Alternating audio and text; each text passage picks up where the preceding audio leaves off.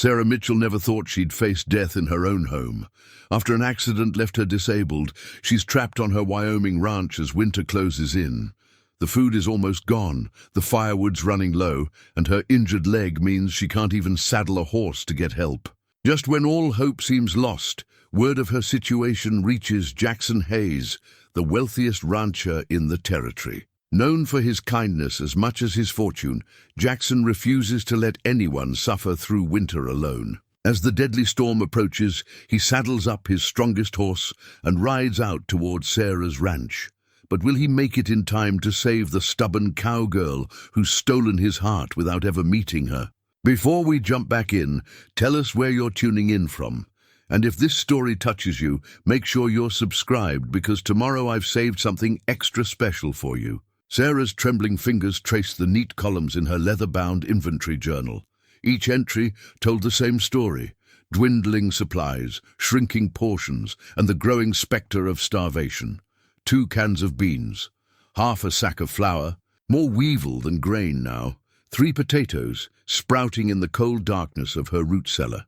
Her careful handwriting had grown shakier over the past weeks, matching the tremors that now plagued her undernourished body. The morning light barely penetrated the frost-covered windows of her ranch house. Sarah pulled her father's old wool sweater tighter around her shoulders, its familiar scent offering little comfort against the bone-deep chill. Using the rough-hewn table for support, she pushed herself to her standing position, her mangled leg protesting every movement. 3 months.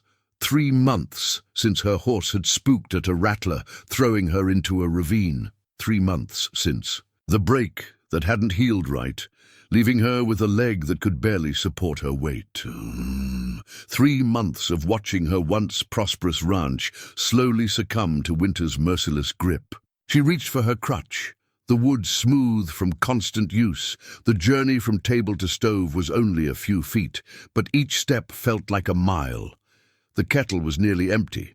She'd have to melt more snow for water soon. Sarah measured out a precious spoonful of coffee grounds, her morning ritual becoming more of a ceremony with each passing day. "Enough self-pity," she muttered, her voice rough from disuse. The sound echoed in the empty house, a house that had once bustled with ranch hands and family. Now it was just her, the howling wind, and the growing collection of unanswered letters.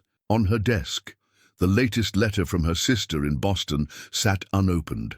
Martha's elegant handwriting graced the envelope, no doubt containing another plea for Sarah to come to her senses and leave the ranch. But this land was more than property.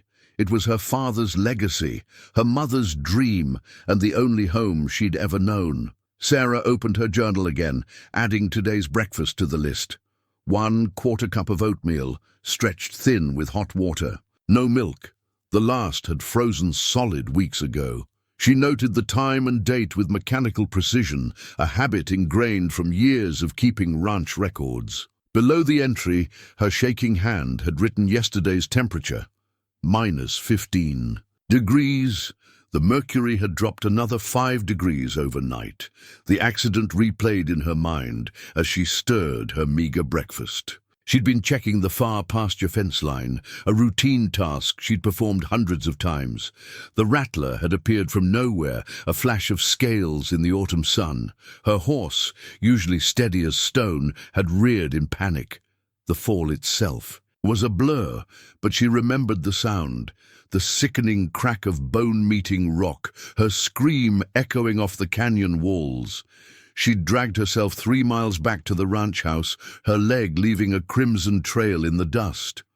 By the time she'd reached help, infection had set in. The frontier doctor had done his best, but resources were limited, and the nearest proper hospital was 2 days' ride away. The leg had healed wrong, leaving her with a permanent limp and constant pain. Sarah glanced at the last entry in her journal, written just yesterday: remaining firewood 3 days at current use. God help me when it runs out.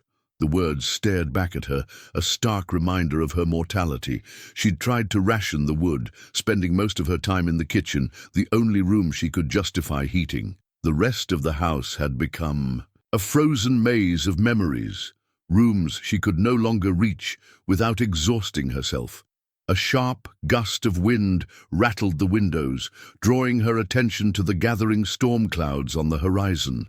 Weather this bad, this early in the season, it wasn't natural.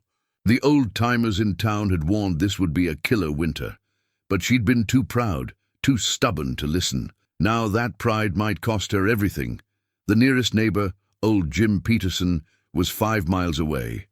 In good weather, with a sound horse and 2 good legs, it would have been an easy ride. Now it might as well have been 100 miles. Jim had stopped by 2 weeks ago, offering to send his boy to help with the ranch work. Sarah had turned him away, assuring him she could manage, another decision she was beginning to regret. She finished the last spoonful of oatmeal, scraping the bowl clean with a precision born of desperation. Every calorie counted now. Every morsel of food might mean the difference between survival and joining her parents in the wind-swept cemetery on the hill. Jackson Hayes stood at the window of his study, watching his ranch hands guide cattle into the winter barns. The Double H Ranch was a fortress against the coming storm, every animal sheltered, every worker housed, every precaution taken. Success had afforded him the luxury of preparation, but he never forgot the lessons of harder times. The telegram lay open on his mahogany desk, its urgent message burning in his mind. Sarah Mitchell, stranded, stop injured and alone, stop supplies low. Stop storm coming, stop Jim Peterson sends word, stop. His foreman, Mike Turner, cleared his throat from the doorway. Mr. Hayes, the last of the cattle are in. Storm's looking worse than predicted. Jackson nodded, his eyes still fixed on the distant horizon where dark clouds gathered. Mike, what do you know about the Mitchell Ranch? Thomas Mitchell's place? His daughter Sarah runs it now. Good operation, or was until her accident. Heard she's too proud to accept help. Mike stepped closer, reading the telegram upside down. You're not thinking of riding out there, are you? In this weather? The question brought Jackson back 15 years. To another winter storm and another stubborn rancher. His sister Mary had been just as proud, just as determined to manage on her own. They'd found her too late, frozen in her bed after the firewood ran out. The memory still haunted his dreams. Get my winter gear ready, Jackson said, his tone leaving no room for argument. And have Thomas saddled. He's the strongest horse we've got. Mike's weathered face creased with concern. Boss, you can't be serious. That's a 3-hour ride in good weather. In this storm, it's suicide. Then I better leave now before it gets worse. Jackson moved to his gun cabinet, selecting his most reliable rifle. If I'm not back in 2 days, send a search party to the Mitchell place. At least take some of the boys with you, Mike pleaded. Jackson shook his head. They've got families. I won't risk their lives. He began gathering supplies. Medical kit, preserved food, matches in waterproof containers. Each item chosen with the precision of a man who knew wilderness survival wasn't about luck. It was about preparation. The ranch's success had made Jackson one of the territory's wealthiest men, but wealth meant nothing if you couldn't use it to help others. His father had taught him that, along with every other lesson about ranching and life. A man's true worth, he'd said, is measured not by what he has, but by what he gives. As he packed, Jackson's mind wandered to the stories he'd heard about. Sarah Mitchell. She'd taken over the ranch at 25 when her father died, turning a modest operation into one of the most respected breeding programs in the territory. Even after her accident, she'd refused to sell, fought to maintain her independence. That kind of determination demanded respect and warranted help, whether she wanted it or not. The memory of his sister's last letter surfaced unbidden. I'm fine, Jack. Stop worrying so much. I can handle one winter on my own. He'd respected her wishes then, honored her independence. That respect had cost Mary her life. Never again. Mike appeared with Jackson's heaviest coat and gloves. Thomas is ready. Cook packed you some hot coffee in a thermal flask. He hesitated, then added, the men are saying this could be the worst storm in 20 years. Then we better hope Miss Mitchell has enough firewood to last until I get there. Jackson checked his pocket watch. Barely 3 hours of daylight left. If he pushed hard, he might make it before full dark. The sound of distant thunder rolled across the prairie as Jackson mounted Thomas. The big bay stallion shifted uneasily, sensing the approaching storm. Around them, snowflakes had begun to fall, fat, wet flakes that meant business. "Boss," Mike called out as Jackson turned toward the ranch gate. "What if she won't accept help?" Jackson's laugh was grim. "Then she can argue with me where it's warm, with a full belly and a hot fire." He touched the brim of his hat in farewell. "See you in 2 days, Mike. Keep the lights on." As he rode out, the wind began to rise, carrying the promise of nature's fury. But Jackson Hayes had never been one to back down from a fight, whether it was against the elements or human stubbornness. He'd already lost one person to winter's cruel embrace. He wouldn't lose another, not if he could help it. The Mitchell ranch lay ahead somewhere in the gathering storm, and with it, a woman who probably wouldn't thank him for coming. But sometimes, Jackson knew, the most important help was the kind you didn't ask for. The saddlebags told the story of a man who understood survival.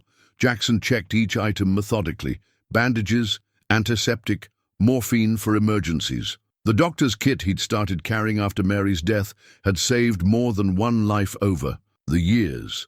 Next came the food: pemmican, dried beef, hardtack, all carefully wrapped to keep dry.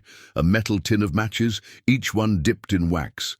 2 full canteens, plus a collapsible canvas bucket for melting snow. "You're really doing this," Mike said, holding Thomas's bridle as Jackson made his final checks. The snow was falling faster now, the wind picking up strength with each gust.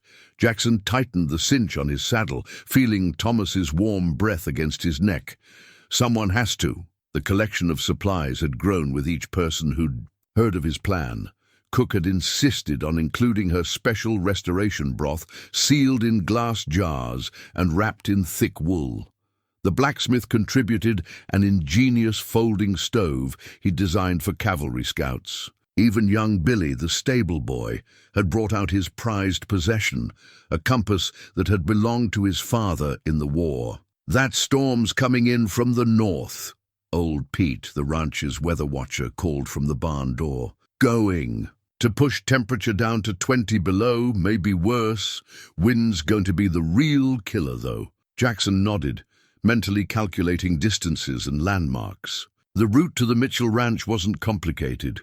Follow Copper Creek for the first hour, then cut east at Lightning Ridge, keeping the Twin Peaks to the north. Simple enough in clear weather. In a snowstorm, with visibility dropping by, the minute those same landmarks could become a deadly maze. He pulled out his map, already marked with alternate routes and shelter points. 3 line camps between here and the Mitchell place, if things got desperate. An abandoned mining shack, just off the main trail. Places to hole up if the storm proved too fierce even for his determination. "Boss," Mike said quietly, "you've done everything you can for this territory.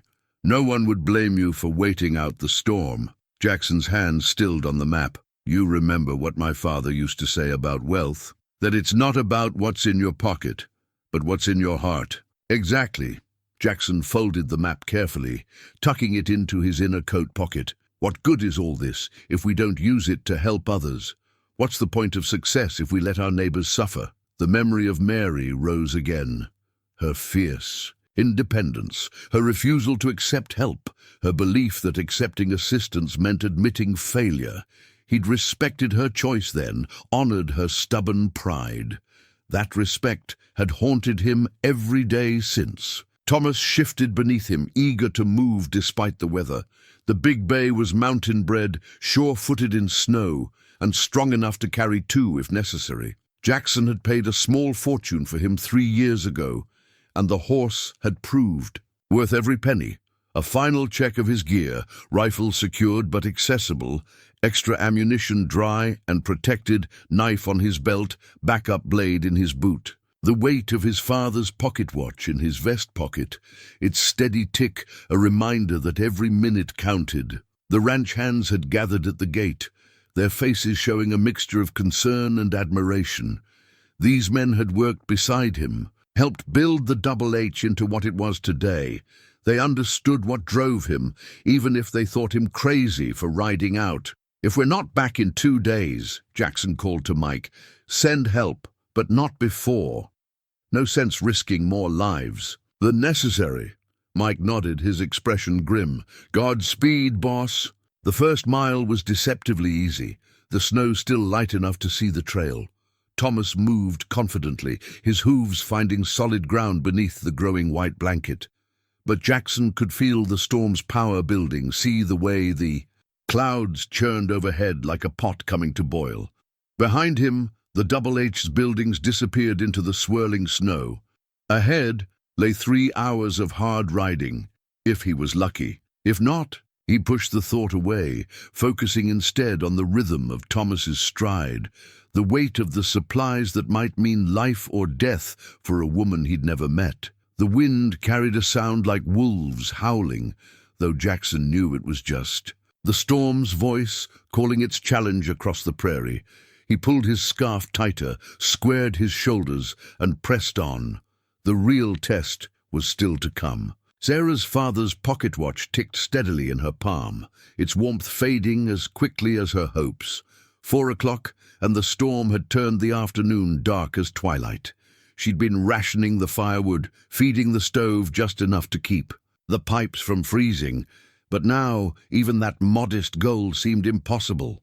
Her leg throbbed with each drop in temperature, the poorly healed bone a better weather predictor than any barometer. The pain had grown worse over the past hours, a deep ache that no position could ease.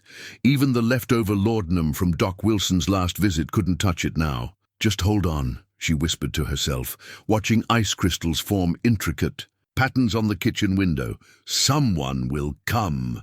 But the words rang hollow in the empty house. A particularly fierce gust rattled the windows, and Sarah heard something crack in the barn. Her horses were out there, Thunder and May, the last of her father's prize breeding stock. She'd managed to get them fresh hay this morning, but the water troughs would be freezing over. The thought of her animals' suffering drove her to her feet. Using the furniture for support, she made her way to the hook where her heavy coat hung. Each step sent shooting pains up her leg, but Sarah had learned to work through pain. It was move or die, and she wasn't ready to die yet. "Come on, old girl," she muttered, reaching for her crutch. "Just to the barn and back. You can do this." The distance to the barn had never seemed so vast. In her mind, she could see her father making this same walk thousands of times, in all kinds of weather. A rancher's first duty is to their animals, he'd always said. Even on the day he died, he'd insisted on checking the horses one last time. Sarah pulled open the heavy door, and the wind nearly knocked her down. Snow stung her face like needles, and her bad leg buckled. She caught herself against the doorframe, breathing hard. The barn was only 50 yards away, but in this weather, it might as well have been 50 miles. The first step into the snow sent a shock of cold through her boot. By the third step, she couldn't feel her toes. The crutch kept sinking into the deepening drifts, making each movement a battle. But Sarah Mitchell hadn't survived 3 months of isolation and injury by giving up easily.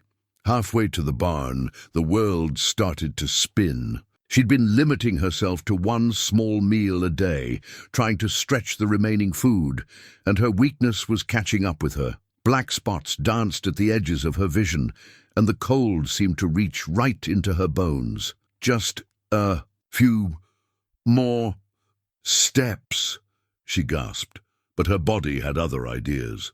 Her injured leg gave out entirely, sending her sprawling into the snow. The fall knocked the wind from her lungs, and for a moment all she could do was lie there, watching the snow swirl overhead. The pocket watch had fallen from her coat in the fall. She could see it glinting in the snow, just out of reach. Her father's voice echoed in her memory. "Time's the one thing you can't get back, Sarah girl. Use it wisely." Using the crutch as a lever, she managed to push herself to her knees. The watch was still ticking, she noticed as she retrieved it, still keeping perfect time despite everything, like her father had been, like she tried to be, reliable, steady, unstoppable. But as she looked up at the barn, still 20 yards away, Sarah felt something she hadn't allowed herself to feel in months: despair. Her clothes were already soaked through, her fingers numb, her strength fading. If she didn't get back to the house soon, she wouldn't make it back at all. "I'm sorry," she whispered to the horses she couldn't reach, to her father's memory, to her own stubborn pride. Turning back was the hardest decision she'd ever made, but staying in the snow meant certain death. The return journey was even worse. Twice she fell, each time taking longer to rise. By the time she reached the porch, tears had frozen on her cheeks, and her entire body shook with cold and exhaustion. Inside, the fire had died to embers. Sarah collapsed into her father's old chair, too drained even to remove her wet clothes. As darkness gathered outside, she clutched the pocket watch, its steady ticking now the only sound besides the howling wind. "Please," she whispered, though she wasn't sure who she was asking. "Please, help me." The storm's only answer was another violent gust that made the whole house creak, like a ship about to sink beneath icy waves. Jackson's compass was the only thing keeping him on course now. The storm had erased the world beyond a few feet of his horse's head, turning familiar territory into an alien landscape of white. Thomas pressed forward with steadfast determination, but even the mighty bay's strength was being tested by the deepening snow and relentless wind. "Easy, boy," Jackson murmured, brushing ice from the horse's mane. "We're not quitting yet." They'd lost the trail an hour ago, when the snow covered the last visible landmarks. Now Jackson was navigating by instinct and the small brass compass, its needle wavering between north and salvation. Every few minutes he had to clear the ice from its face, his gloved hands clumsy with cold. The temperature was dropping faster than he'd anticipated. Even through his heavy coat, Jackson could feel the deadly bite of the wind. His beard was frozen solid, and ice had formed on his eyelashes, making it hard to blink. But it wasn't his own survival he was worried about. If it was this bad out here, how was Sarah Mitchell faring? The thought drove him to press on when every instinct screamed for shelter. He'd passed the last line camp 30 minutes ago, ignoring its promise of safety. There'd be time for rest when he reached the Mitchell ranch, or when the storm claimed him, whichever came first. Thomas stumbled suddenly, plunging knee-deep into a hidden drift. Jackson felt the big horse's muscles bunch and strain as he fought to keep his footing. For a heart-stopping moment, they teetered on the edge of disaster. Then Thomas's strength prevailed, and they were moving again. But the close call was a stark reminder of their vulnerability. "Just like old times, eh?" Jackson patted Thomas's neck, remembering other rescues, other storms. The horse had carried him through things that would have killed lesser animals. But even Thomas had limits, and they were pushing them hard. The compass needle spun wildly for a moment before settling. Jackson squinted at it through the swirling snow, doubt creeping in for the first time. Was he reading it right? Had they drifted too far south? In weather like this, a mistake of a few degrees could mean missing the ranch entirely. His sister's face flashed before him, not as she'd looked at the end, but alive, laughing, full of the stubborn pride that had killed her. The same pride that might be killing Sarah Mitchell right now. "Not this time," he growled into the wind. "Not on my watch." The storm seemed to take his defiance as a challenge. The wind rose to a screaming pitch, driving snow and ice horizontally across their path. Thomas's ears flattened against his head, but he didn't falter, putting one massive hoof in front of the other with mechanical precision. Jackson had lost all sense of time.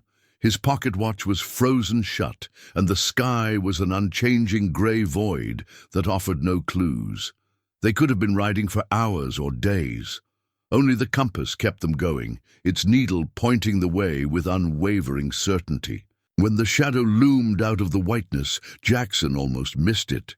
Then Thomas's head came up, his nostrils flaring. The horse knew the smell of other horses, even through the storm.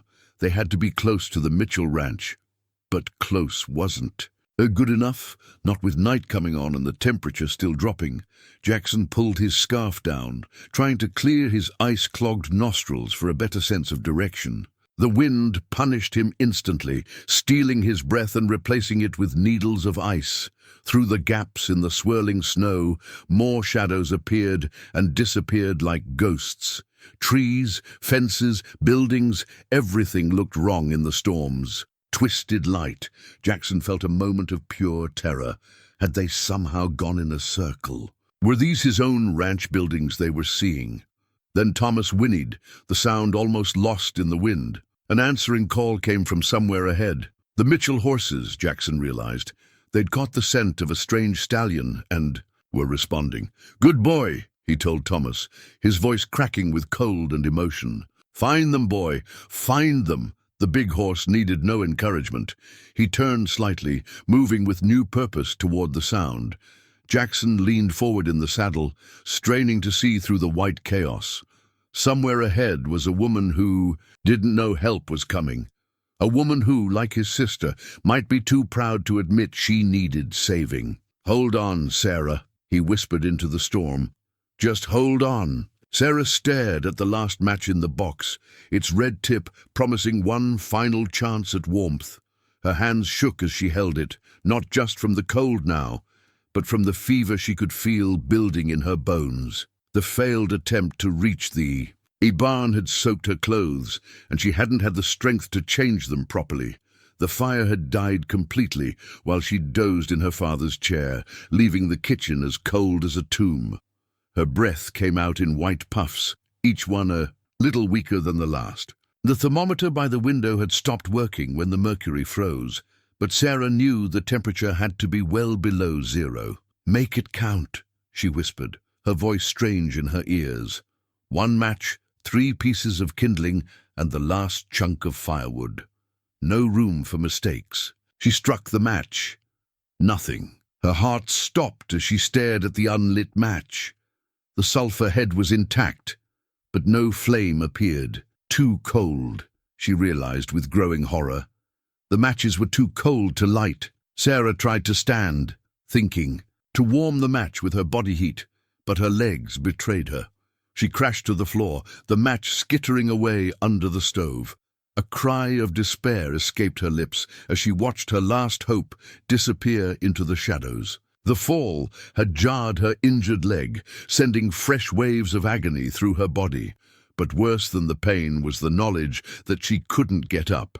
Her strength was gone, sapped by cold and hunger and the fever that made the room spin even. While lying still, "Get up," she commanded herself, her father's voice echoing in her memory. Mitchells don't quit, but her body wouldn't obey. The most she could manage was to drag herself closer to the stove, using her arms to pull her weight across the rough wooden floor. The motion sent her father's pocket watch sliding from her coat pocket. It landed face up, its hands still marking time with merciless precision. 6 o'clock. Night was falling. Strange shapes danced at the edges of her vision.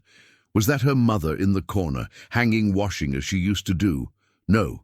Just her coat on its hook, swaying in drafts that found every crack in the old house's walls. Sarah tried to focus, to think through the fog settling over her mind. There were things she should be doing, important things. The horses needed water, the chickens needed to be checked, bills needed paying. A laugh bubbled up, slightly hysterical. Bills. What did bills matter now? The fever was making it hard to tell what was real. She could have sworn she heard hoofbeats outside, but that was impossible in this storm, just like she thought she'd heard her father's voice calling her name earlier. "I'm sorry, Papa," she mumbled, her words slurring. "I tried to keep it going, tried to make you proud." The cold was becoming almost comfortable now, a dangerous sign she recognized distantly. Her eyelids grew heavy, each blink lasting longer than the last. Somewhere in the back of her mind, a voice was screaming at her to stay awake, but it seemed so much easier to just rest for a moment. Her last coherent thought was of the horses, poor Thunder and May, waiting in the barn. At least they had hay, at least they had each other. The house creaked and groaned around her, ice crackling in its joints like breaking bones. Or maybe those were her bones crackling as the cold crept deeper. It was getting hard to tell the difference between herself and the house. Both of them, dying slowly, both of them alone. Sarah's eyes drifted to the window, where the storm painted ghostly patterns in the frost. Was that a light out there? No, couldn't be. No one would be fool enough to ride in this weather. No one would come for her now. The pocket watch ticked on, counting down moments she no longer had the strength to count. Her father had always said the watch would run forever if you wound it regular. Seemed he was right about that, at least. Just need to rest, she whispered to the empty room. Just for a minute. The darkness at the edges of her vision began to close in, soft and welcoming as a warm blanket. Sarah didn't fight it anymore. She was so tired of fighting. Outside, the storm howled its triumph, and somewhere in the distance a horse screamed. The frozen door yielded to Jackson's third shoulder strike, ice cracking like gunshots as it burst inward. Wind and snow howled through the opening, but he was already moving, guided by instinct and desperation. The house was dark and cold as a grave, a comparison he refused to dwell on. Miss Mitchell, his voice seemed swallowed by the darkness. Sarah. The beam of his storm lantern swept across abandoned rooms, each one empty and frosted with cold. Then he reached the kitchen, and his heart nearly stopped. A figure lay crumpled by the stove, unmoving. No, he breathed. Not again. Jackson crossed the room in 2 strides, dropping to his knees beside her. Sarah Mitchell was curled into herself like a fallen bird, her clothes stiff with ice. Her skin was pale as new snow, lips tinged blue. But when he pressed fingers to her throat, a pulse fluttered weakly against his touch. Thank God, he muttered, already shrugging off his heavy coat. Stay with me, Sarah, stay with me. She didn't respond as he wrapped her in the coat, didn't stir as he lifted her like a child. So light, he thought. Too light. How long had she been rationing food? The stove was stone cold, but his practiced eye found kindling stacked nearby. One-handed, holding Sarah against his chest with the other arm, he began feeding small sticks and paper into the firebox. The matches from his waterproof tin caught instantly, and soon a small flame flickered to life. You're safe now, he told her unconscious form. I've got you. Jackson worked quickly, efficiently, the way his father had taught him. More wood on the fire. Storm shutters closed against the wind. Snow melted for water. Every few minutes, he checked her pulse, relieved to find it growing stronger. When color finally began returning to her cheeks, he allowed himself to breathe. She was going to make it. He hadn't been too late this time. Sarah stirred, eyelids fluttering. Jackson knelt beside her, ready but uncertain. Would she be afraid, finding a stranger in her home? Would she reject his help like Mary had? Her eyes opened, fever bright, but focusing slowly on his face. Are you? Her voice was barely a whisper. Are you real? Real as they come, Mom. He held a cup of warm water to her lips. Small sips now. She managed 2 swallows before turning her head away. The horses, they're fine. I checked. The barn first, got them fresh water and more hay. Who? Jackson Hayes, from the Double H.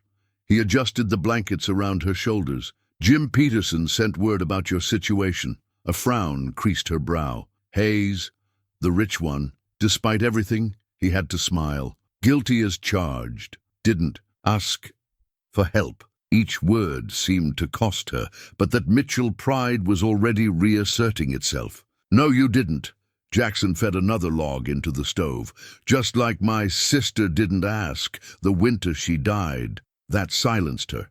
In the flickering firelight, he could see her studying him, weighing his words and his presence. Why? She finally asked. Because wealth means nothing if you don't use it to help others. He met her gaze steadily. Because no one should face winter alone. Sarah's eyes filled with tears. She was too weak to stop. I tried to be strong. You are strong. Jackson's voice was gentle but firm, strong enough to survive until help came. Strong enough to let someone help you now. A log popped in the stove, sending sparks up the chimney. Outside, the storm raged on, but in here, warmth was slowly returning. Sarah's breathing had eased, and some of the tension had left her face. "Rest," Jackson told her. "We can talk more when you're stronger." She was already drifting off, but her hand found his, squeezing weakly. "Thank you," she whispered. Jackson waited until she was fully asleep before carefully withdrawing his hand. There would be time later for conversations, for figuring out how to help without wounding her pride. For now, it was enough that she was alive, that he hadn't failed. This time, he settled into a chair by the stove, prepared to keep watch through the night. On the floor where he'd found her, Sarah's father's pocket watch kept ticking, marking the moments of a life that would continue after all. The storm could rage all it wanted now. Inside this kitchen, hope had rekindled along with the fire. The medical kit spread before Jackson told a story of careful preparation. Bandages, herbs, tinctures, everything chosen with purpose. He'd learned field medicine during his early ranching days when doctors were scarce and emergencies common. Now, watching Sarah's fitful sleep, he was grateful for every lesson. Her fever worried him most.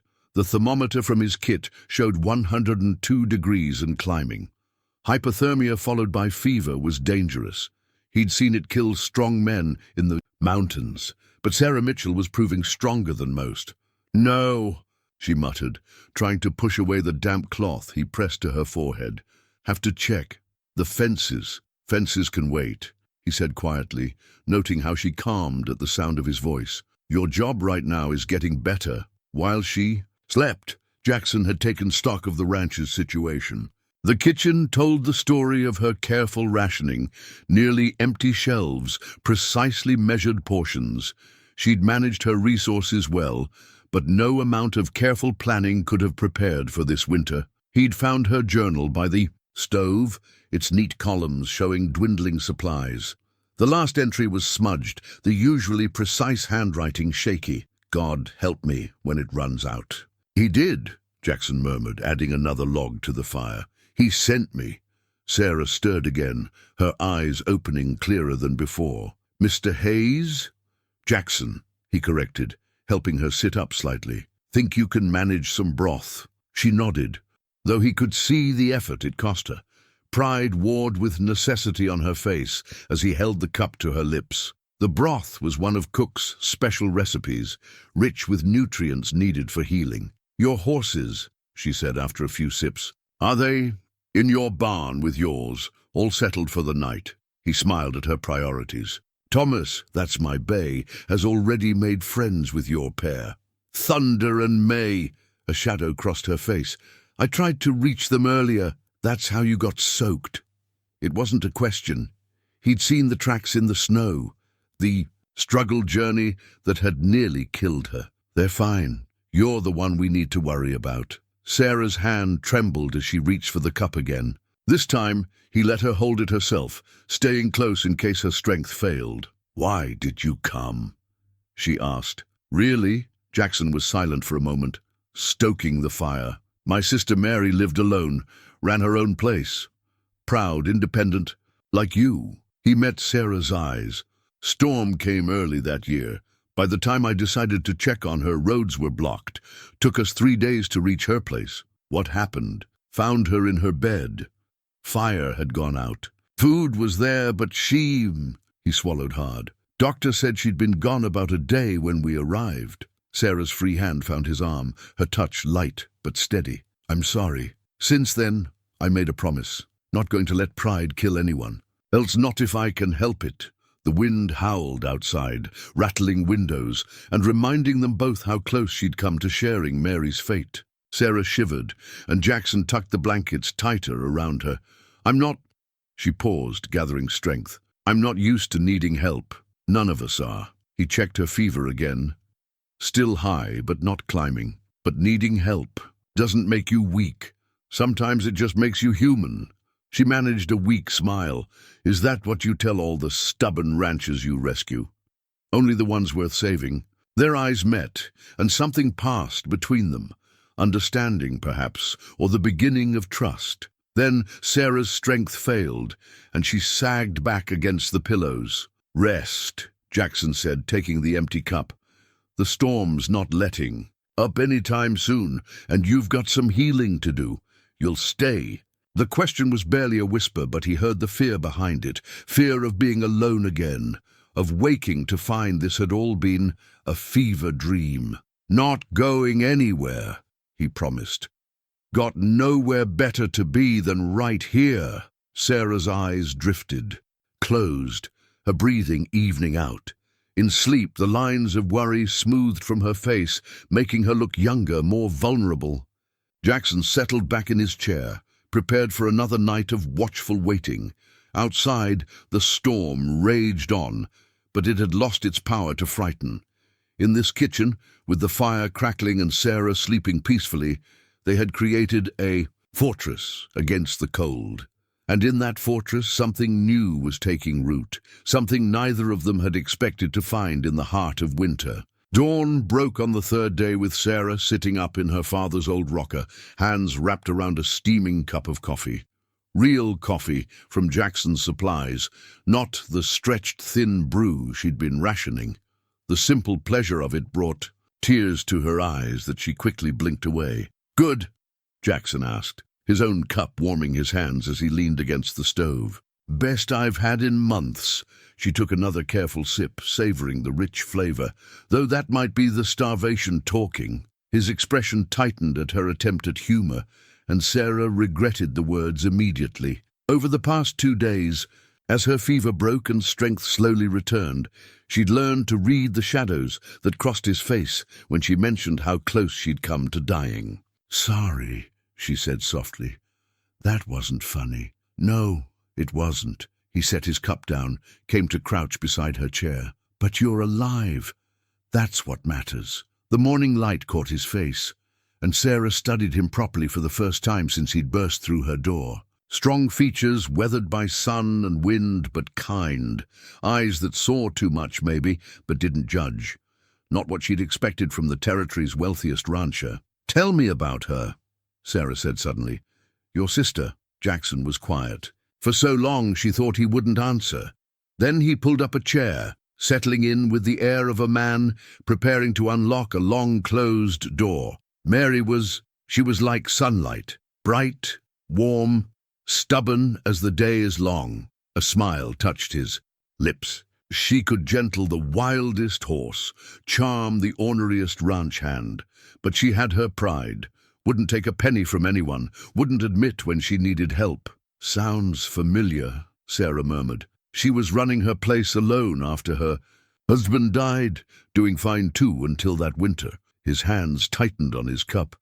"I kept thinking I should check on her, but she'd been so adamant about handling things herself. Didn't want to insult her by showing up uninvited." "It wasn't your fault, wasn't it?"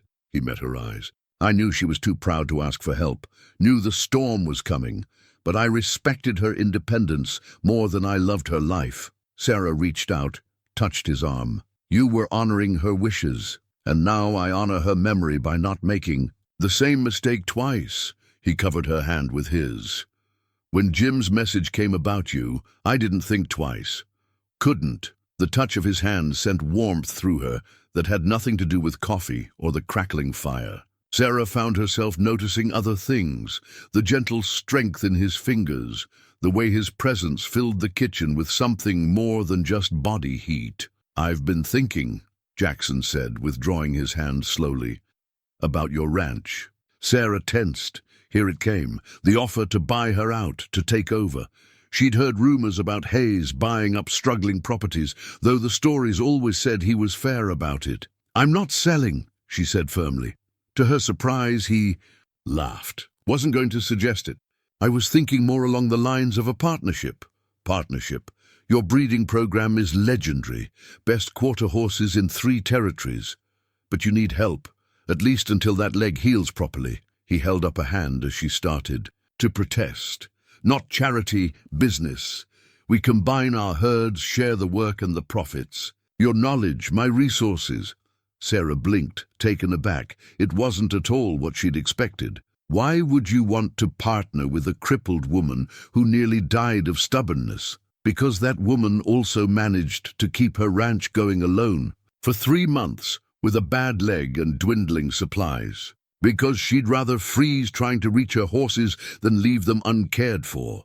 His eyes held hers. Because someone that determined, that capable, would make one hell of a partner. The proposal hung between them, full of possibilities. Neither of them was ready to name. Sarah looked down at her coffee, seeing her reflection in the dark liquid. Yesterday, her future had seemed as empty as her pantry.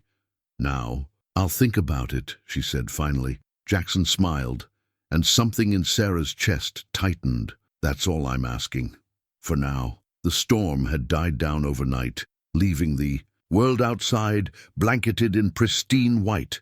But in the kitchen, with sharing coffee and possibilities, something was definitely thawing. The ranch deed lay on the kitchen table between them, its aged paper a testament to generations of Mitchell pride and perseverance. Sarah traced her fingers over her father's signature as she listened to Jackson's warning about the approaching storm. "This one's worse than the last," he said, spreading out a weather map he'd brought from his saddlebags. 3 days of heavy snow, temperatures dropping to 30 below. We need to make a decision. "I'm not leaving." Sarah's voice was quiet but firm. A week of proper food and rest had restored some of her strength, but they both knew she wasn't fully recovered. "Sarah!" Jackson ran a hand through his hair in frustration. "Your house isn't ready for this kind of cold. The north wall's got damage from the last storm. The roof needs work. Then we'll fix it. In time for tomorrow night? Even with 2 good legs and a full crew, that'd be pushing it." He gentled his voice. "My offer still stands. The double. Age has room, and you'd be back as soon as—" "No!" Sarah pushed herself to her feet, gripping the table for support. "This land isn't just property, Jackson. Every nail in these walls, every fence post, every blade of grass. It's part of who I am, who we are. The Mitchells don't run." Jackson stood too, moving to steady her when she swayed slightly. His touch was automatic now, natural as breathing. And Sarah tried not to think about how much she'd come to rely on it. "Your father would want you safe," he said softly. "My father would want me fighting." She met his eyes. "You know what it's like, Jackson. This land gets in your blood, becomes part of you." He didn't answer immediately, and Sarah knew he was thinking of his own ranch, built from nothing into an empire. The deed on the table might have her family's name on it, but the passion in her voice was one he understood bone deep. "All right," he said finally. "Then we fight, but we do it smart." Relief flooded through her, followed quickly by wariness. "What do you mean?" "I've got supplies at the Double H that could help. Better insulation, roofing materials. I can have Mike bring them out today, along with a couple of hands to help with repairs." "Jackson! Not charity," he cut her off. "Consider it an investment in our future partnership if you decide to accept my offer, that is." Sarah sank back into her chair, studying him. Over the past week, she'd learned that Jackson Hayes was a force of nature in his own right, unstoppable once he set his mind to something, but never overwhelming. He offered help in ways that left her dignity intact, her independence respected. "The storm's coming whether we're ready or not," he continued. "Let me help you protect what's yours." A gust of wind rattled the windows, emphasizing his words. Sarah looked around the kitchen, at the woodpile he'd rebuilt, the stores he'd replenished, the small repairs he'd already made. He'd done it, all without fanfare or expectation, simply because it needed doing. "2 conditions," she said finally. Jackson's lips twitched. "Name them." "I want to help with the repairs. No sitting inside while others work on my ranch, as long as you don't overdo it. And the second," Sarah took a deep breath, "stay through the storm. I don't want to face it alone again." Something flickered in Jackson's eyes. Relief, maybe, or something deeper. "I was planning to. Wild horses couldn't drag me away." The moment stretched between them, full of unspoken things. Then another blast of wind shook the house, bringing them back to the urgent present. "I'll send word to Mike," Jackson said, already moving toward the door. "We've got about 8 hours of daylight to get this place battened down." Sarah watched him go, her hand still resting on the deed. The paper felt warm under her fingers, alive with history and promise. Outside, clouds were gathering again, dark and heavy with threat. But this time she wasn't facing them alone. This time she had a partner, even if neither of them was ready to define exactly what that meant. Sarah's journal lay open on her lap, its pages filled with more than just ranch accounts now. Between the careful columns of numbers and supply lists, she'd begun writing about other things, the way Jackson's crew worked with quiet efficiency, the unexpected lightness in her chest when she heard his boot steps on the porch, the growing certainty that something in her world had shifted irreversibly. "Penny for your thoughts?" Jackson's voice startled her from her writing. He stood in the doorway, snow melting on his shoulders, holding out a cup of coffee like a peace offering. "Might need a whole $1 for these ones," she replied, accepting the cup. Their fingers brushed in the exchange, a touch that sent warmth through her that had nothing to do with the hot drink. "Must be some thoughts." He settled into the chair beside her, his own coffee steaming in the cool air. The repairs were progressing, new insulation in the walls already making the house warmer, but they could still see their breath in, the morning chill. "I was thinking about the accident," Sarah said slowly, "about how different things might have been if I'd just listened to the warning signs that day." Jackson waited, giving her space to find the words. That was something else she'd noticed about him. He knew when to push and when to just be still. "Thunder, my horse." He was acting strange that morning, nervous. "I should have paid attention, but I was too focused on getting the work done." She traced the edge of her journal. "Too proud to admit that maybe I was pushing too hard, trying to prove I could do it all alone." "We've all been there," Jackson said quietly. "After my father died, I nearly worked myself into the ground trying to prove I could run the Double H single-handed. Pride's a dangerous partner on a ranch." "How did you learn to let go?" "Same way you are now. Life has a way of teaching us the hard lessons." He smiled slightly. "Though I didn't have someone as stubborn as me showing up in a snowstorm to drive the point home." Sarah laughed, the sound surprising them both. "Are you calling me stubborn, Mr. Hayes?" "Takes one to know one, Miss Mitchell." Their eyes met over their coffee cups, shared humor warming the space between them. Outside, Jackson's men were finishing the roof repairs, their hammers creating a steady rhythm that seemed to echo Sarah's heartbeat. "Tell me about the day you took over the Double H," she said suddenly. "What was that like?" Jackson was quiet, for a moment, gathering his memories. "I was 24, too young really, but Pa didn't give me much choice about it. Cancer took him quick." He stared into his coffee as if seeing the past reflected there. "The hands, they were good men, but they'd known me since I was a boy. Hard for them to take orders from someone they remembered falling off his first horse." "How did you handle it?" "Learned to listen more than I talked, to admit when I didn't know something. Found out that asking for help actually made the men respect me more, not less." He glanced at her. "Lot of parallels there if you're looking." "For them?" Sarah felt her cheeks warm. "You're not exactly subtle, are you?" "Not when it matters." His voice was gentle but serious. "Sarah, you're one of the best ranchers I've ever met. Your breeding program, your management skills, they're exceptional. But even exceptional people need help sometimes." She closed her journal, running her hand over its worn cover. "I'm starting to understand that. It's just hard. Accepting help feels like admitting failure." "No." Jackson's hand covered hers on the journal. "It's admitting you're human. There's strength in that too." The touch of his hand sent electricity up her arm, and Sarah found herself holding her breath. They'd been dancing around this growing attraction for days, both too cautious to acknowledge it directly. "Jackson, A shout from outside interrupted her. Mike, Jackson's foreman, was calling for him, something about the approaching storm. Jackson squeezed her hand once before releasing it. Hold that thought, he said, rising. We've got work to finish before this weather hits. Sarah watched him go, her hand still tingling where he'd touched it. In her journal, the blank page, waited for words she wasn't quite ready to write, but they were coming. Like the storm on the horizon, like the changing seasons, some things couldn't be held back forever. The old clock on the mantel ticked back to life under Jackson's careful hands. Its restored heartbeat filling the kitchen with a sound Sarah hadn't heard since before the first storm. She watched him work from her chair by the stove, admiring the gentle precision of those strong hands as they coaxed the delicate mechanism back to life. My father could never get that thing running right, she said, shaking her head in wonder. How did you learn to fix clocks? My grandfather. Jackson adjusted something tiny with a watchmaker's tool. He said a man should know how to fix anything he might need to count on.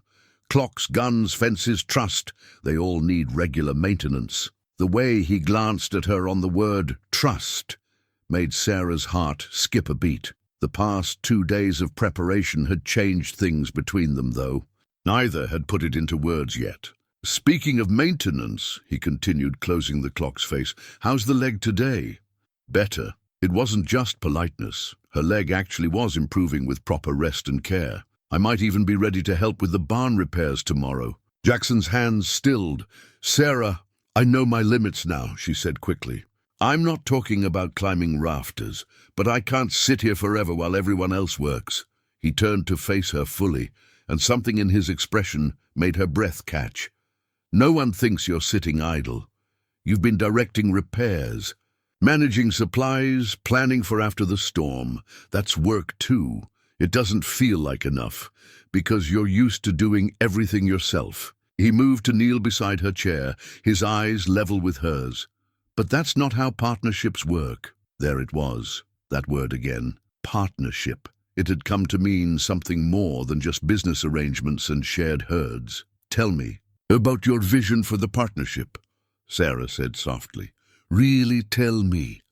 Jackson was quiet for a moment, gathering his thoughts. Outside, the wind was picking up again, but the newly repaired walls stood firm against it. I see our herds combined, your breeding expertise paired with my resources. Both ranches operating independently but supporting each other. Shared work, shared profits. He paused. Shared lives, maybe, if that's something you might want. Sarah's heart thundered in her chest. That's quite a business proposal, Mr. Hayes. Not just business. His hand found hers, warm and steady. Sarah, I've known since I found you in this kitchen that you were someone special, someone who could match me, challenge me, make me better than I am alone. Jackson, let me finish. His thumb traced circles on her palm, sending shivers up her arm. I'm not asking for anything right now. You need time to heal, to find your footing again. But I want you to know that when you're ready, I'm here, whatever you want this to be. The clock ticked steadily in the background as Sarah looked at their joined hands. A week ago, she'd been dying in this same kitchen, too proud to ask for help. Now, she was considering not just accepting help, but joining her life with the man who'd offered it. I'm not good at depending on people, she said finally. I'm not asking you to depend on me. I'm asking you to walk beside me. His free hand came up to touch her cheek. There's a difference. The touch sparked something in Sarah. A need she'd been holding back, a hunger that had nothing to do with food.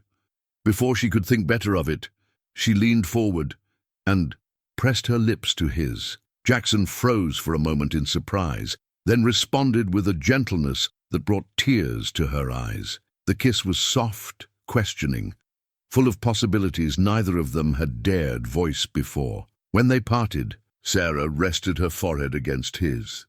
That wasn't very proper of me. Jackson's laugh was low and warm. Proper is overrated. He kissed her again briefly, especially in the middle of nowhere during a snowstorm. The wind howled outside as if in agreement, but its threats held no power now.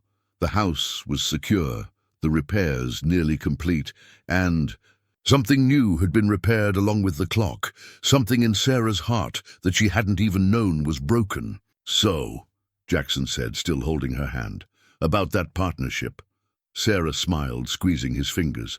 "I think we might be able to work something out." The clock struck the hour, its restored voice strong and clear, marking not just time, but the beginning of something neither of them had expected to find in the heart of winter. The hand-carved cane Jackson presented to Sarah was a work of art, crafted from polished oak with a grip that fit her hand as if it had been measured for it. Intricate designs of running horses decorated its length, each one carved with painstaking detail. "When did you find time to make this?" Sarah ran her fingers over the carvings, touched by the hours of work they represented. "At night while you were sleeping." Jackson watched her face carefully. "I know you don't like accepting help, but I thought maybe if it was something made just for you." Sarah gripped the cane experimentally, finding that its height was perfect. For her. "You're learning, aren't you? How to help without hurting my pride." "Learning from the best," he smiled. "You're a good teacher, even when you don't mean to be." Using the cane for support, Sarah pushed herself to standing. The difference was immediate. With the properly sized aid, she could balance her weight better, move more freely. Freedom, in the form of carved oak and understanding. "Now," she said, taking a test step, "you can show me what needs doing." "In the barn." Jackson's eyebrows rose. "Sarah, don't Sarah me, Jackson Hayes. I can see you've been worrying about something out there all morning. We're partners now, remember? That means you share the burdens." His expression softened, the south walls showing strain from the wind. "If it goes, we'll lose the hay storage." Sarah was already moving toward her coat. "And without hay, the horses don't make it through winter." Jackson helped her with her coat, his hands lingering on her shoulders.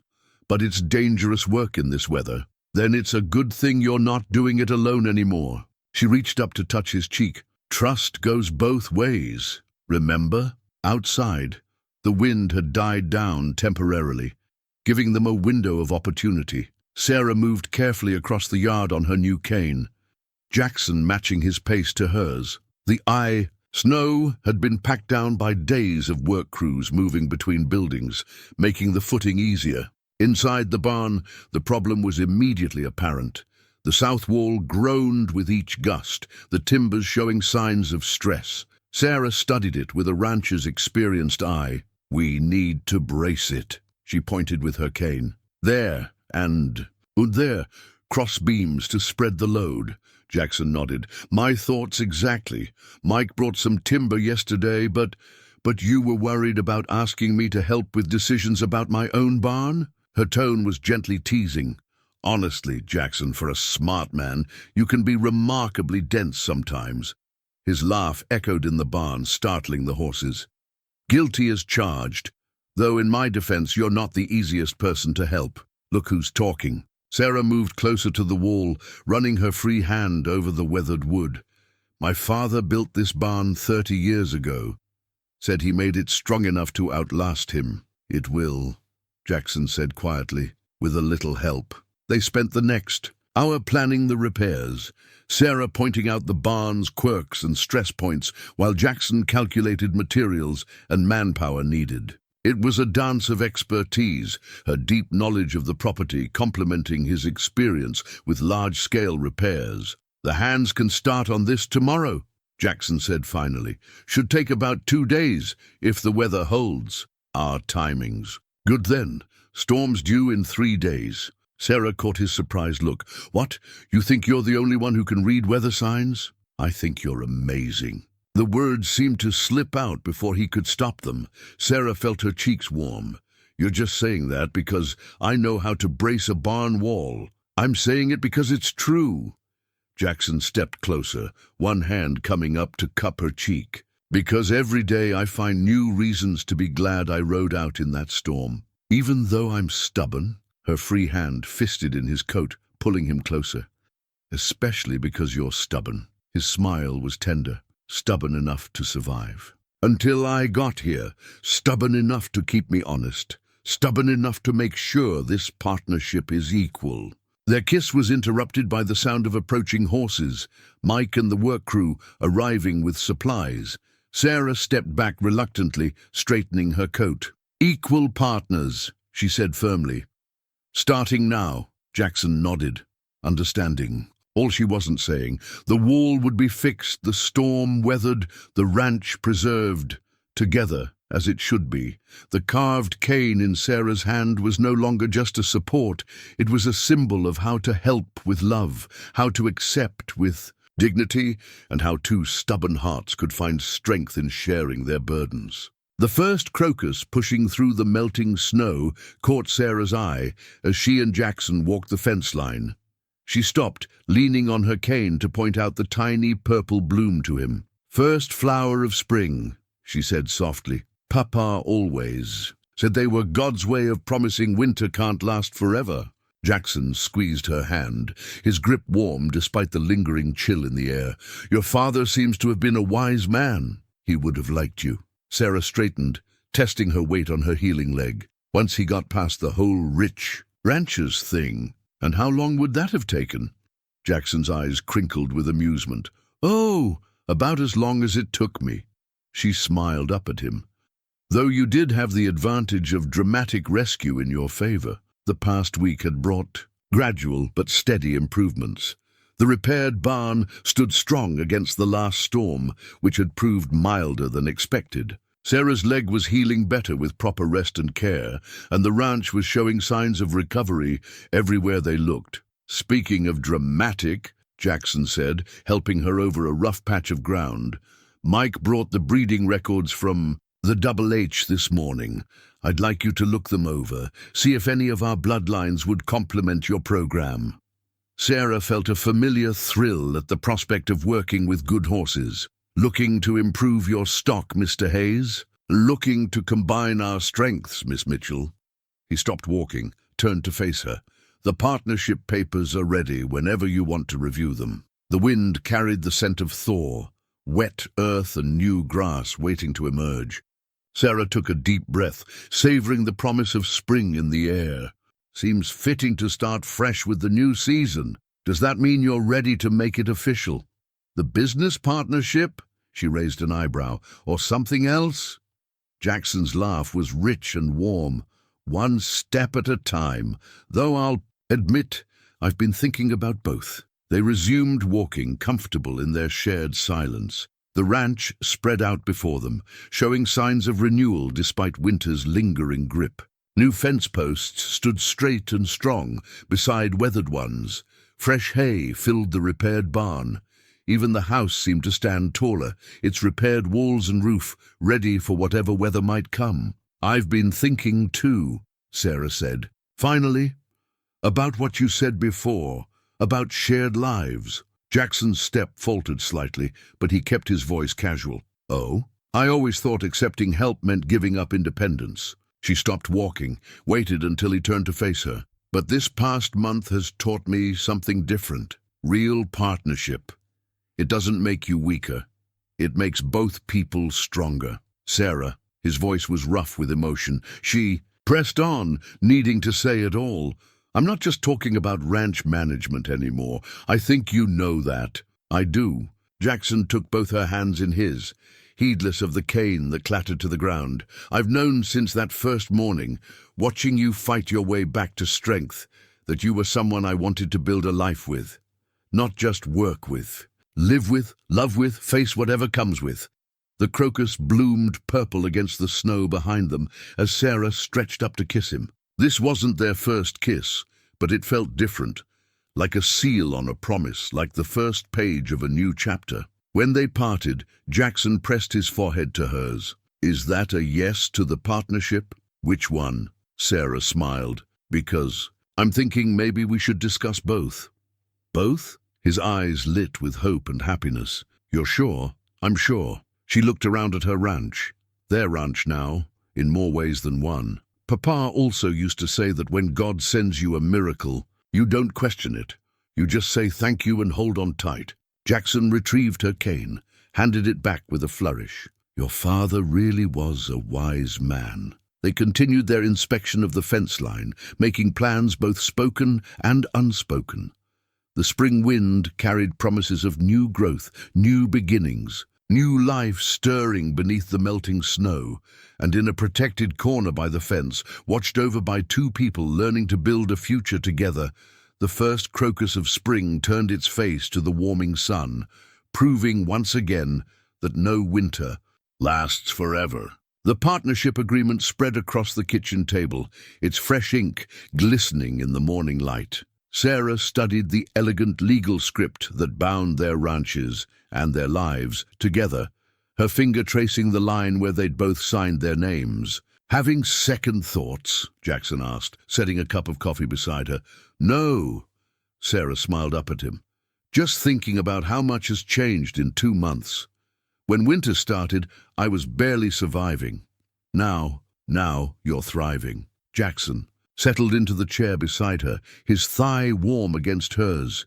"We both are." The changes were visible everywhere they looked. The ranch hummed with productive energy, hands from both properties moving easily between tasks, Jackson's resources combining with Sarah's expertise to create something greater than either had managed alone. Their prize mare, Thunder's Daughter, was heavy with foal, the first of many planned breedings between their combined bloodlines.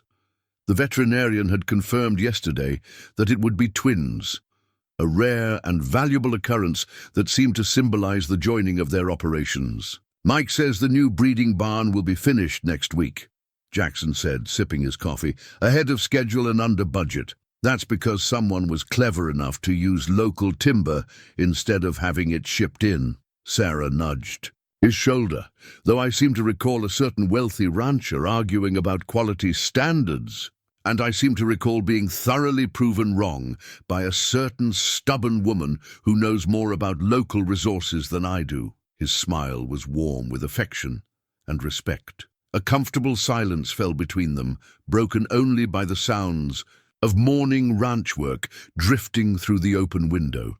Sarah's leg had healed enough that she now used the carved cane only for long walks, though she'd kept it prominently displayed by the door, a reminder of how love could disguise itself, as help and pride could mask itself as independence. "I got a letter from Martha yesterday," Sarah said, referring to her sister in Boston.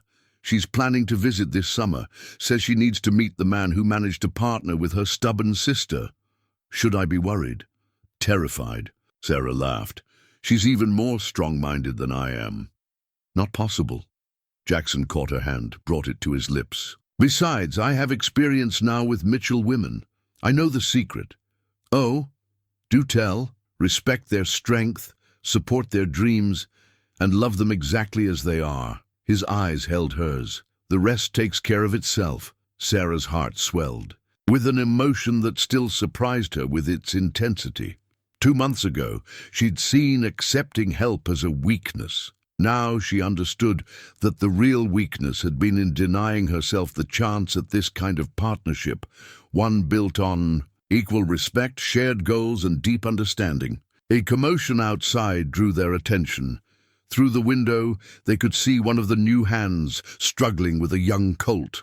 Without discussing it, they both rose and headed for the door, moving in the synchronized way they'd developed. "Remember when that would have been just you dealing with it?" Jackson asked as they crossed the yard. "Remember when you would have just sent money to solve it?" Sarah countered. They shared a knowing look. They'd both changed, both grown. Sarah had learned to accept help without surrendering control. Jackson had learned that wealth was no substitute for hands-on involvement. The colt settled quickly under their combined approach, Sarah's gentle expertise backed by Jackson's steady presence. As they watched it prance away, Sarah felt a deep contentment settle over her. "We're good together," she said softly. "Better than good." Jackson's arm slipped around her waist. "We're right." The spring morning stretched before them, full of possibilities. The ranch, once struggling under the weight of Sarah's stubborn independence, now flourished with shared purpose. The partnership agreement on the table was just paper. The real transformation was in how they'd learned to blend their strengths, shore up each other's weaknesses, and create something stronger than either could have built alone. "So," Jackson said as they headed back to the house, About that other partnership we've been discussing? Sarah's laugh carried across the ranch yard, bright with happiness and promise. Some transformations, it seemed, were just the beginning of even greater changes to come. The wedding ring caught the morning light as Sarah adjusted Thunder's saddle, its simple gold band a testament to how much could change in a year. The mare stood patiently, her twin foals frolicking nearby under the watchful eye of their sire. "Jackson's Thomas. Ready for this?" Jackson's voice came from behind her, warm with pride and love. "Born ready." Sarah swung into the saddle with practiced ease, her once-injured leg now strong enough for riding. First cattle drivers, official partners, in every way. They'd chosen this date deliberately, exactly 1 year since Jackson had fought through a snowstorm to save a stubborn rancher from her own pride. Now, under a clear autumn sky, they were about to lead their combined herds to market together. "Quite a difference from last year," Jackson said, mounting Thomas. The big bay stallion had sired several promising foals with Sarah's mares, their bloodlines blending as seamlessly as their owners' lives. Sarah looked around at their transformed ranch. New buildings stood proud alongside restored ones. Healthy cattle grazed in well-maintained pastures. Hands from both ranches worked together as one crew, their loyalty earned through respect and fair treatment. "Remember what you told me that first morning?" she asked. "About wealth meaning nothing if you don't use it to help others?" Jackson nodded, reining Thomas alongside Thunder. "I understand it better now," Sarah continued. "It's not just about money. It's about all the kinds of wealth we have. Knowledge, experience, love. They only mean something when they're shared. Look who's getting philosophical in her old age," Jackson teased, earning a playful swat from his wife. Mike rode up, touching his hat brim. "Everything's ready, boss." He paused, grinning. Bosses. They'd kept both ranch names, the Double H and the Mitchell Ranch, but operated them as one unit now. Their marriage 6 months ago had just made official what everyone already knew. These two people, like their ranches, were stronger together than apart. The morning air carried hints of approaching winter, reminding them of how their story began. But this year they were prepared.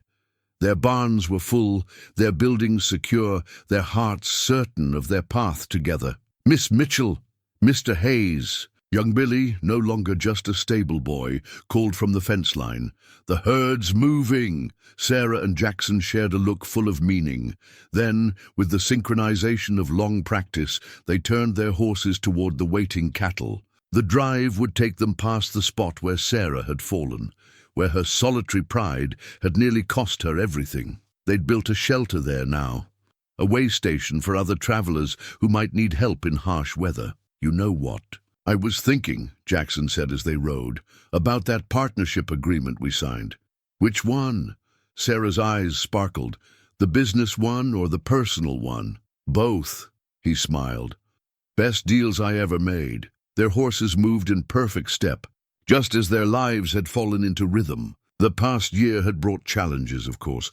Doubters who questioned their unconventional partnership, old habits of independence that needed gentle reshaping, the occasional clash of strong wills. But they'd faced it all together, each a challenge making their bond stronger. The herd stretched out before them, Mitchell and Hayes cattle mingled together, their combined brands a symbol of unity. The hands rode out in formation, their movements practiced and precise, everything working as it should, like a well-oiled machine. "Papa would be proud," Sarah said softly. "Not just of the ranch, but of how it got here, of what we've built together." Jackson reached across the space between their horses to take her hand. "He'd be proud of you, Sarah, of how you learned that being strong doesn't mean being alone, and of how you learned that helping doesn't mean taking over." She squeezed his fingers. "We taught each other well." The sun climbed higher as they rode, casting their shadows ahead of them on the trail. Behind lay the ranch, secure and thriving. Ahead lay their future, as wide open as the Wyoming sky. They'd come full circle, back to the season where their story began. But this time, winter held no terror. This time they faced it together, equal partners in work, in love, in life. "Ready to ride?" Jackson asked, though he already knew the answer. Sarah's smile was bright as the ring on her finger. "With you, always." 5 years later, the family portrait hung in the place of honor above the mantel, capturing a moment of perfect happiness.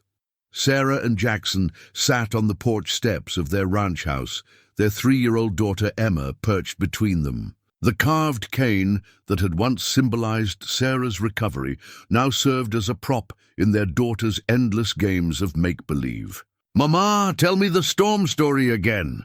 Emma bounced on Sarah's lap as they sat in front of the fireplace while winter winds rattled the windows.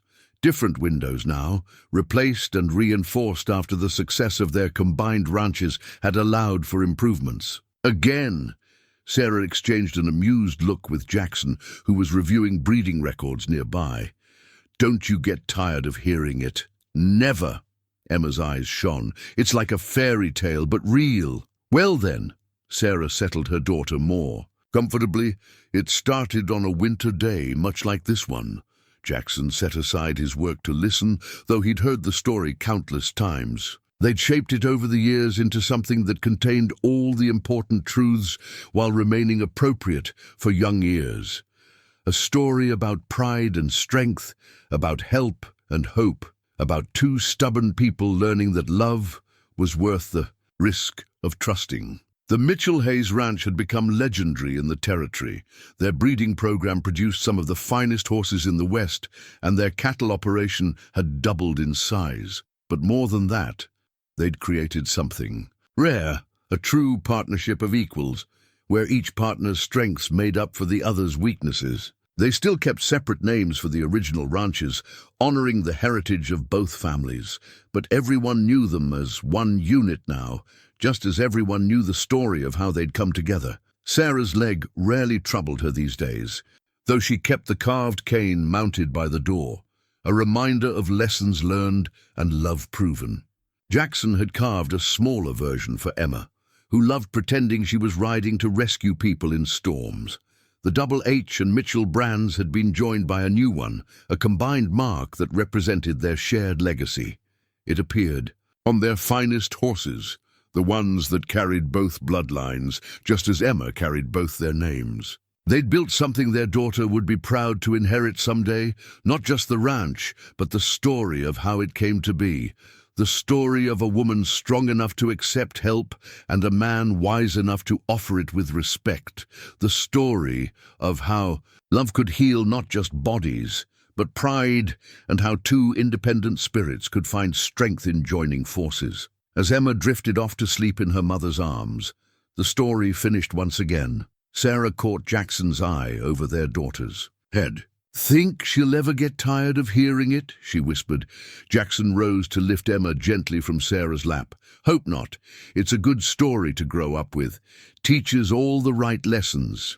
About stubbornness?" Sarah's eyes twinkled. "About love," he corrected, leaning down to kiss her after settling Emma on the couch. "About how sometimes the worst storms bring the best gifts." Outside, snow began to fall. Fat, lazy flakes that promised a good blanketing by morning. But inside, the fire crackled warmly, and the family portrait smiled down at them, and all was right with their world. They'd learned that some storms you weather alone, and some you face together. They'd learned that true partnership means supporting each other's strength, not trying to protect each other from every hardship. They'd learned that love, like a well-run ranch, requires both independence and cooperation. Most of all, they'd learned that happy endings aren't endings at all. They're really just better beginnings.